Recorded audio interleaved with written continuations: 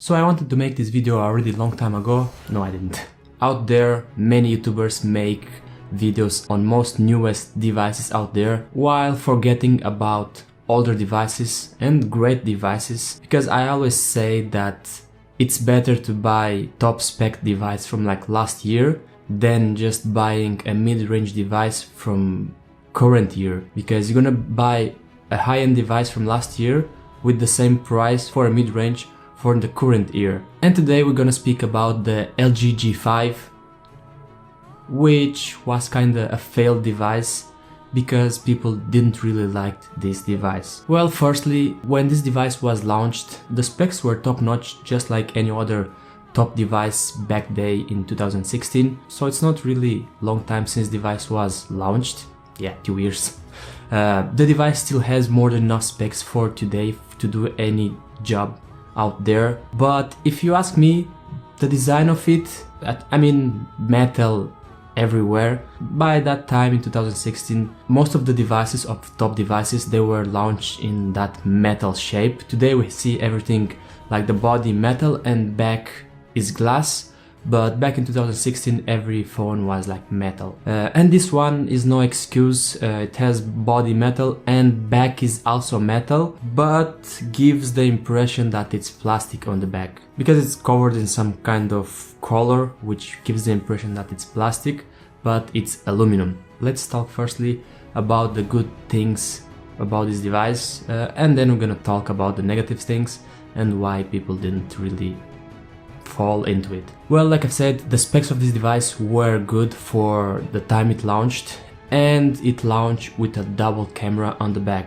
Sure, today we have devices with triple cameras and even with 4 cameras, but back in the day, 2016, not everyone was going into the dual camera, which I still think one camera is more than enough if you have a good camera, of course. But well, dual cameras is also good because, for example, these 2 cameras, one is the main camera and the second one is a wide camera, so you can switch between them. So if you want to take a picture with like a bunch of people, your main camera will not be enough because not everyone will be in frame. So you go with the wide camera and everyone is going to be in the frame. Sure, the quality might be a bit lower, but you're gonna get everyone in the frame.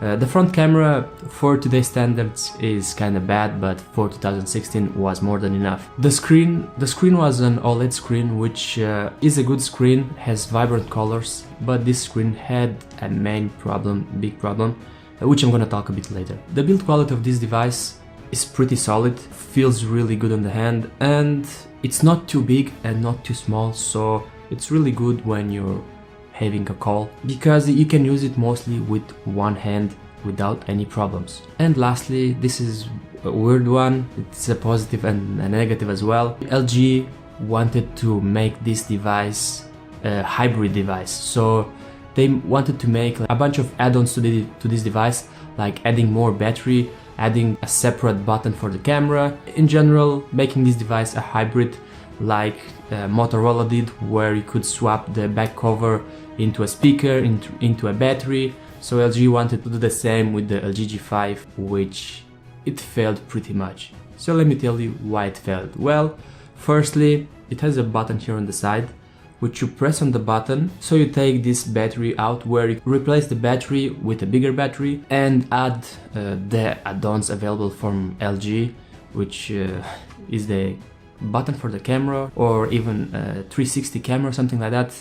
They didn't really release them for the public, but this was the idea. So why was this bad and why wasn't successful? Well, you have to turn off your device in order to swap them. That's why Motorola had more success on them, because Motorola, it was just like a back cover where you could just take it off and put another one, just like a normal cover, which here you have to turn off your device, take the battery out, put in the other, turn on your device again, and then you can enjoy the 360 camera or whatever was available. I don't have any of them, so I can't really show them because, like I said, they weren't really available everywhere on the market because people didn't really fall for it. Another thing on why this device failed, for me, I think if you look at it, the screen is like 5.2 inches, 5.3 inches.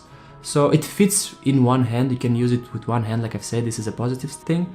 But back in 2016, every device was trying to go with bigger and bigger display. The screen is okay, but the bezels on it are just so big. Look at the screen to body ratio, it's just so big. Even like, I love the LG G3. I think the LG G3 already had smaller bezels at the top and at the bottom than this LG G5, so I don't really like the design, and the front of this device is just ugly. All around, on the back I don't have any problems, but on the front I don't really like it. Another problem with this device was the display again.